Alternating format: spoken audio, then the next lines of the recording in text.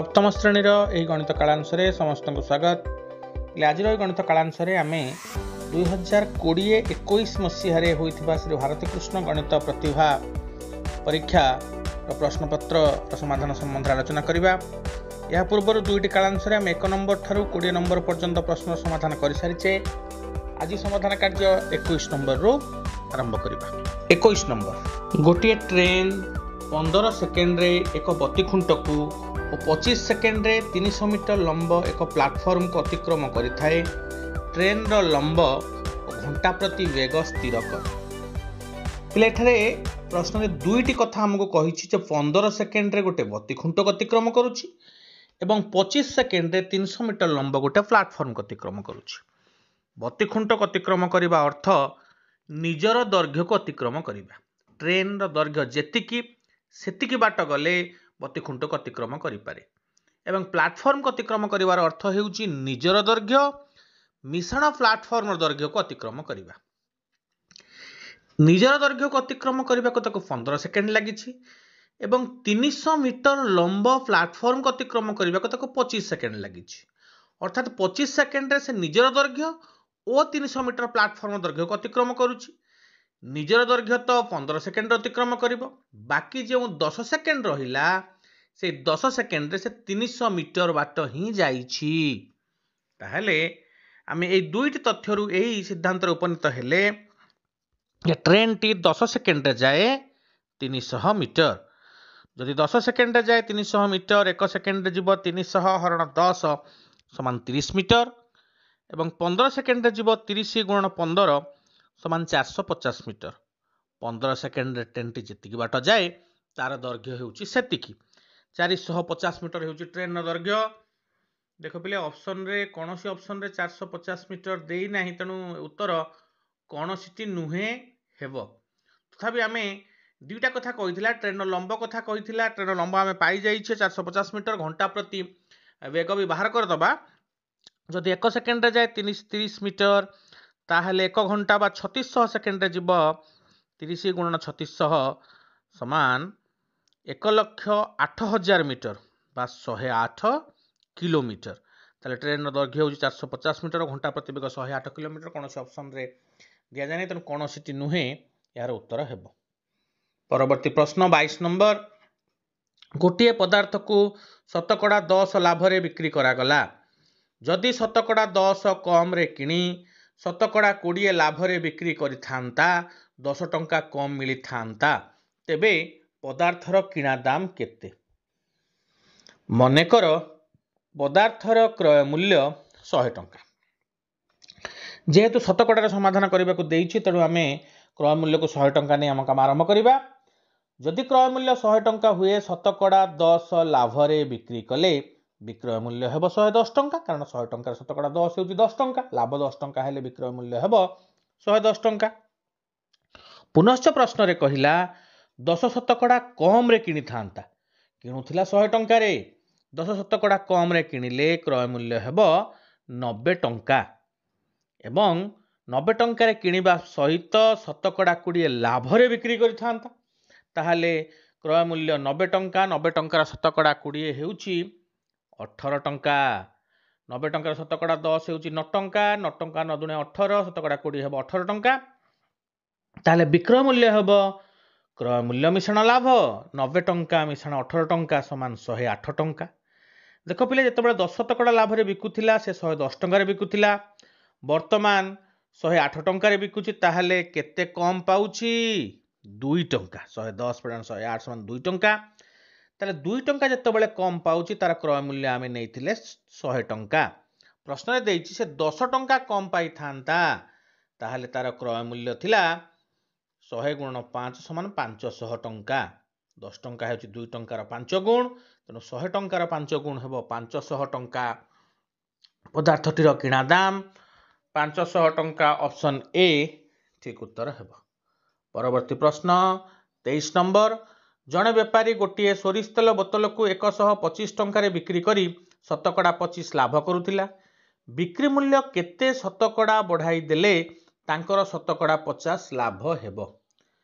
पिले प्रश्नटी संपूर्ण शतकड़ा समाधान कले आम भाव सुविधा हम तेणु 125 टंकार बिक्री करता से टंका को आम छाड़ीद आम क्रय मूल्य को 100 टंका नहीं ही क्रियाटी करवा कारण शतकड़े लाभ देछि आमको शतकड़े उत्तर पचारि तेणु आम टंका को न जाई उत्तर समाधान कर 125 टंका बिक्री मूल्य थाऊ कि जेते टंका बिक्री मूल्य थाऊ से किसी जायस नाही मनकर क्रय मूल्य हो 100 टंका जदि 100 टंकार किणिला ताहले ताकू बिकुथिबो 25 शतकड़ा लाभ रे शतकड़ा 25 लाभ बेले विक्रय मूल्य हो 125 टंका 50 शतकड़ा लाभ रे बिकिबो जदि क्रय मूल्य 100 टंका हुए शतकड़ा 50 लाभ हेले विक्रय मूल्य हो 150 टंका पूर्वे बिकुथिला 125 टंका रे एबे बिकिबो 150 टंका रे ताले केते टंका बढ़ाइबो 150 फेडाना 125 समान 25 टंका अच्छा पहले केते टंका रे 25 टंका बढ़ाइला 125 टंका कारण पूर्व 125 टंका बिकुथिला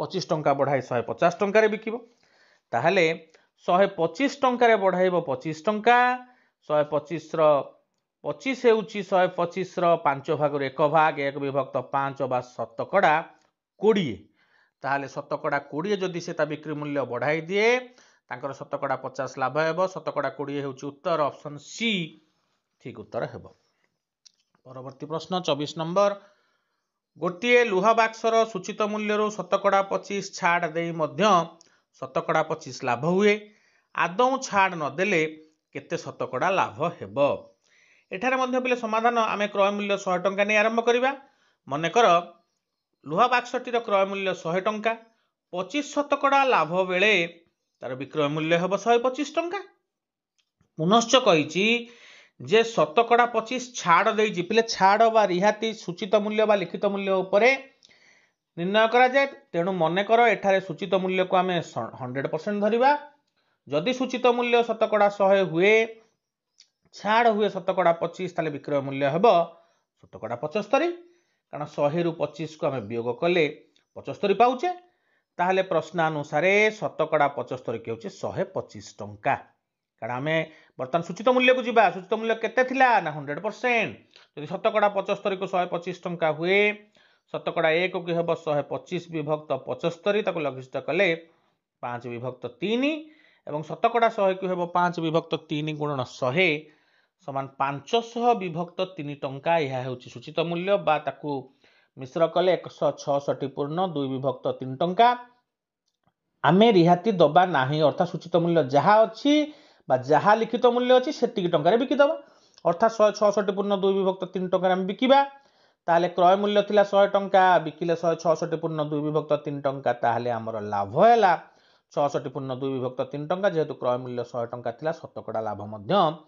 66 पूर्ण 2 विभक्त 3 शतकड़ा ऑप्शन बी ठीक उत्तर हेबो परवर्ती प्रश्न 25 नंबर बाइगण दर शतकड़ा 20 बढ़ी जिबारु जणे व्यवसायी 30 टंकारे पूर्व अपेक्षा 2 किलोग्राम बाइगण कम किनिले वर्तमान बाइगण किलोग्राम प्रति दर केते पूर्वरु बाइगण दर केते थिला पिले 30 टंकारे से पूर्वरु भी किणुथिला वर्तमान भी से 30 टंकारे किणुछि किंतु बाइगण किनिबार ओजन रे फरक अछि कारण मूल्य बढ़ी जाइछि जदि 30 टंकार शतकड़ा 20 बढ़ी 30 टंकार शतकड़ा 20 हेउछि 6 टंका ताले वर्तमान से 2 किलोग्राम बाइगण कम किणुछि कारण से 2 किलोग्राम रो वर्तमान मूल्य हेउछि 6 टंका यदि वर्तमान 2 किलोग्राम बाइगण रो मूल्य 6 टंका हुए 1 किलोग्राम बाइगण रो मूल्य हेबो 6 हरण 2 समान 3 टंका 30 टंका रे बाइगण ताले किणुछि वर्तमान केते किलो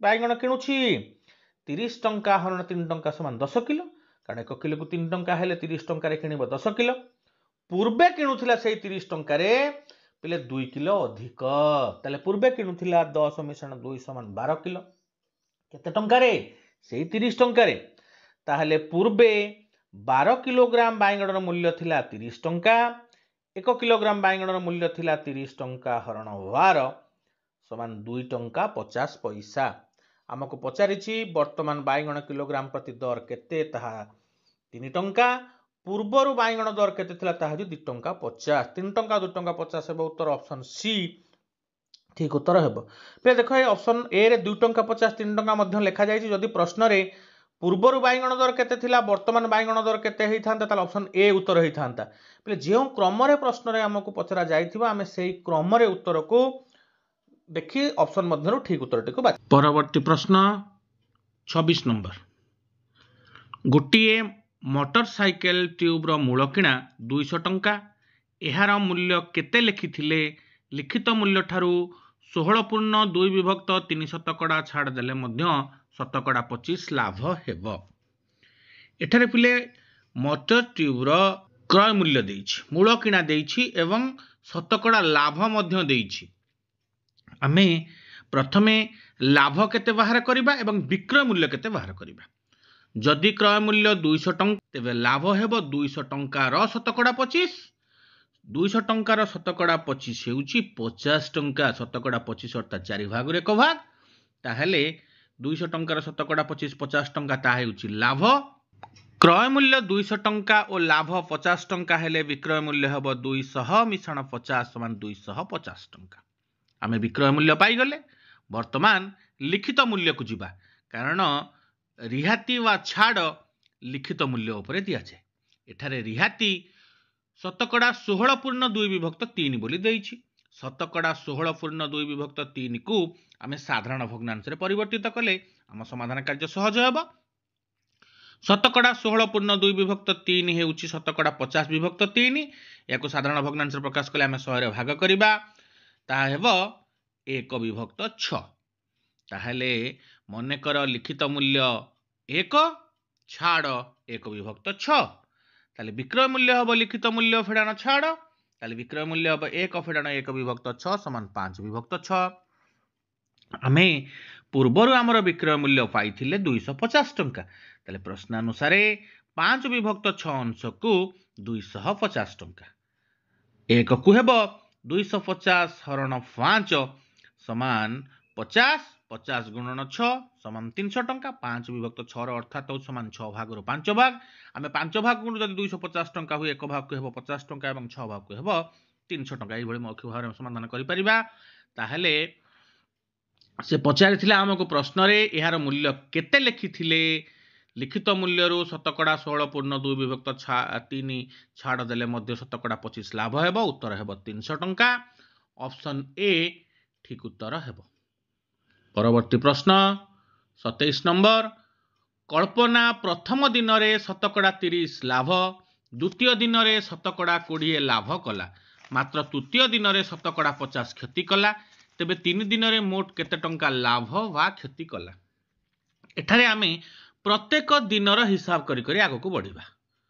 प्रथम दिन मने कर 100 टंका नेई व्यापार करबा को जाइथिला प्रथम दिन शेष रे केते टंका नेई से घर को आसीबो प्रथम दिन रे से शतकड़ा 30 लाभ कला 100 टंकार शतकड़ा 30 हेउची 30 टंका तारे जदि 100 टंका नेला 30 टंका लाभ कला ताले घर को आसिला बेले 130 टंका नै करी आसीबो। द्वितीय दिन जेतेबेले से व्यापार आरंभ करिवो ता पाखरे 130 टंका थिबो द्वितीय दिन रे से 20 शतकड़ा लाभ कला ताले 130 टंकार शतकड़ा 20 आमे बाहर करिबा 130 टंकार शतकड़ा 20 हेउची 26 टंका पले शतकड़ा 20 बाहरिबार सहज उपाय होउची 5 रे भाग करिबा बा शतकड़ा 10 तो आमे जानिछे डाहाण पटु गोटे अंक छाडी बिंदु देले शतकड़ा 10 हुए ताकू 2 रे गुणी देले शतकड़ा 20 बाही पाई जिबा 130 रो शतकड़ा 10 हेउची 13 शतकड़ा 20 हेबो 13 26 130 टंका नै द्वितीय दिन व्यापार आरंभ करिथिला एवं 26 टंका लाभ कला ताले द्वितीय दिन शेष रे ता पाखरे थिबो 130 मिश्रण 26 समान 156 टंका द्वितीय दिन जेतेबेले से घर को आसीबो ता पाखरे 156 टंका थिबो। वर्तमान तृतीय दिन को जिबा तृतीय दिन व्यापार आरंभ कला बेले ता पाखरे 156 टंका थिबो किंतु पिले देखो तृतीय दिन रे शतकड़ा 50 क्षति कला 156 टंका नै से व्यापार आरंभ कला शतकड़ा 50 क्षति कला शतकड़ा 50 हेउची अधा 156 टंकार शतकड़ा 50 हेबो 78 टंका कारण 156 टंकार अधा हेउची 78 टंका 156 टंका नै व्यापार आरंभ कला 78 टंका क्षति कला ताले ता पाखरे आउ रहिबो 156 फेडन 78 समान 78 टंका तृतीय दिन घर को आसिला बेलू ता पाखरे 78 टंका थिबो। देखो जो प्रथम दिन व्यापार आरंभ करिथिला ता पाखरे 100 टंका थिला वर्तमान ता पाखरे 78 टंका अछि अर्थात से क्षति करिछि केते क्षति करिछि 100 ଫେଡ଼ାଣ 78 ସମାନ 22 ଟଙ୍କା କ୍ଷତି କରିଛି। 100 ଟଙ୍କା ଯେହେତୁ ମୂଳଧନ ଥିଲା ତାହା ଶତକଡ଼ା 22 ହେବ। ତାହେଲେ ଉତ୍ତର ଶତକଡ଼ା 22 କ୍ଷତି ହେବ। ଅପସନ୍ ବି ଠିକ ଉତ୍ତର ହେବ। ପରବର୍ତ୍ତୀ ପ୍ରଶ୍ନ 28 ନମ୍ବର, ଶତକଡ଼ା ବାର୍ଷିକ 8 ଟଙ୍କା ହାର ସୁଧରେ କୌଣସି ମୂଳଧନ କେତେ ବର୍ଷରେ 3 ଗୁଣ ହୋଇଯିବ? ପିଲେ ମୂଳଧନ 3 ଗୁଣ ହେବ। ଯଦି ମୂଳଧନ 100 ଟଙ୍କା ହୁଏ ତାହେଲେ 300 ଟଙ୍କା ହୋଇଯିବ। 100 ଟଙ୍କାର 3 ଗୁଣ ହେଉଛି 300 ଟଙ୍କା। ଆମକୁ ସମୟ ବାହାର କରିବାକୁ ଦେଇଛି, ସୁଧର ହାର ଦେଇଛି 8 ଟଙ୍କା।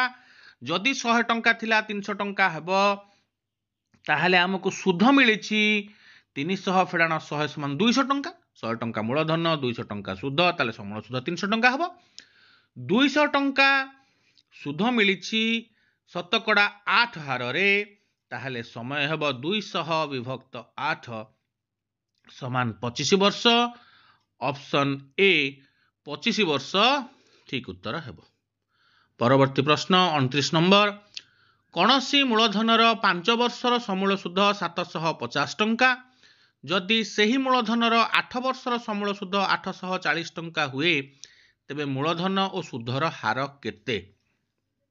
ଏଠାରେ ଆମକୁ ଦୁଇଟି କଥା କୁହାଯାଇଛି। ପ୍ରଥମ କଥାରେ କହିଛି ମୂଳଧନ 8 ବର୍ଷର ସୁଧ 840 ଟଙ୍କା। ଦ୍ୱିତୀୟ କଥା କହିଛି ମୂଳଧନ ଓ 5 ବର୍ଷର ସୁଧ ମିଶି 750 ଟଙ୍କା।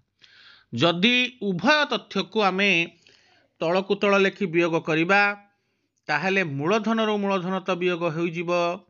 8 ବର୍ଷର ସୁଧରୁ 5 ବର୍ଷର ସୁଧ ବିୟୋଗ କଲେ 3 ବର୍ଷର ସୁଧ ରହିବ। ଏବଂ 840 ଟଙ୍କାରୁ 750 ଟଙ୍କା ବିୟୋଗ କଲେ 90 ଟଙ୍କା ରହିବ। ତାହେଲେ ଆମେ ପାଇଲେ 3 ବର୍ଷର ସୁଧ ହେଉଛି 90 ଟଙ୍କା।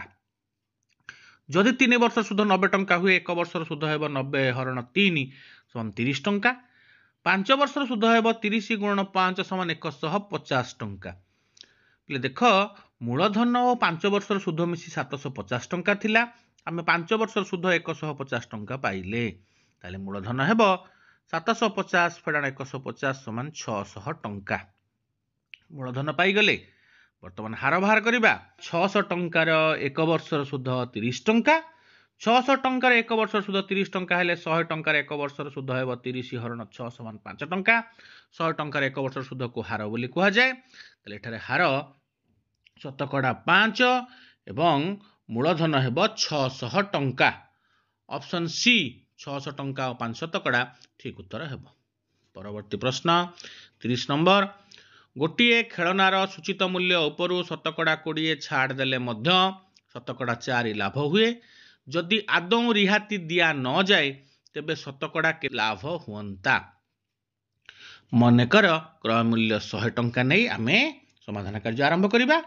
ଯଦି କ୍ରୟ ମୂଲ୍ୟ 100 ଟଙ୍କା ହୁଏ, ଲାଭ 4 ଶତକଡ଼ା ହୁଏ, ତାହେଲେ ବିକ୍ରୟ ମୂଲ୍ୟ ହେବ 104 ଟଙ୍କା। ମନେକର ସୂଚିତ ମୂଲ୍ୟ ଯଦି 100 ଶତକଡ଼ା ହୁଏ, ଛାଡ଼ ଶତକଡ଼ା 20 ହୁଏ, ତାହେଲେ ବିକ୍ରୟ ମୂଲ୍ୟ ହେବ 100 ଫେଡ଼ାଣ 20 ସମାନ ଶତକଡ଼ା 80।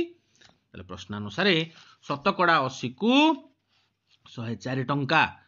ଶତକଡ଼ା 80 କୁ 104 ହେଲେ ଶତକଡ଼ା 1 କୁ ହେବ 104 ବିଭକ୍ତ 80 ଏବଂ ଶତକଡ଼ା 100 କୁ ହେବ 104 ବିଭକ୍ତ 80 ଗୁଣନ 100। ଏହାକୁ ଲଘିଷ୍ଠ କଲେ ଆମେ ପାଇଲେ 130 ଟଙ୍କା। ତାହା ହେଉଛି ଲିଖିତ ମୂଲ୍ୟ। ଆମେ କିଣିଥିଲେ 100 ଟଙ୍କାରେ, ଲେଖିଲେ 130 ଟଙ୍କା। ଯଦି ଆମେ ଛାଡ଼ ନଦେବା, ସେଇ 130 ଟଙ୍କାରେ ହିଁ ବିକିବା। ଆମର ଲାଭ ହେବ 30 ଟଙ୍କା। ଯେହେତୁ କ୍ରୟ ମୂଲ୍ୟ 100 ଟଙ୍କା ଥିଲା, ତାହା 30 ଶତକଡ଼ା ହେବ। କାରଣ 30 ଟଙ୍କାଟା 100 ଟଙ୍କାର ଶତକଡ଼ା 30। ଉତ୍ତର ଅପସନ୍ ଏ ଶତକଡ଼ା 30 ହେବ। ଠିକ ଅଛି ପ୍ଲେ। ଆଜିର ଏହି ଗଣିତ କାଳାଂଶରେ ଆମେ 2020-21 ମସିହାରେ ଆସିଥିବା ଭାରତୀ କୃଷ୍ଣ ଗଣିତ ପ୍ରତିଭା ପରୀକ୍ଷାର ପ୍ରଶ୍ନଗୁଡ଼ିକର ସମାଧାନ କରୁଥିଲେ। ଏହି କାଳାଂଶରେ ଆମେ 21 ନମ୍ବର ଠାରୁ 30 ନମ୍ବର ପର୍ଯ୍ୟନ୍ତ ପ୍ରଶ୍ନ ସମାଧାନ କରିଛେ। ପରବର୍ତ୍ତୀ କାଳାଂଶରେ ମଧ୍ୟ ଏହି ସମାଧାନ କାର୍ଯ୍ୟ ଚାଲୁ ରହିବ। ଆଜି ପାଇଁ ଏତିକି।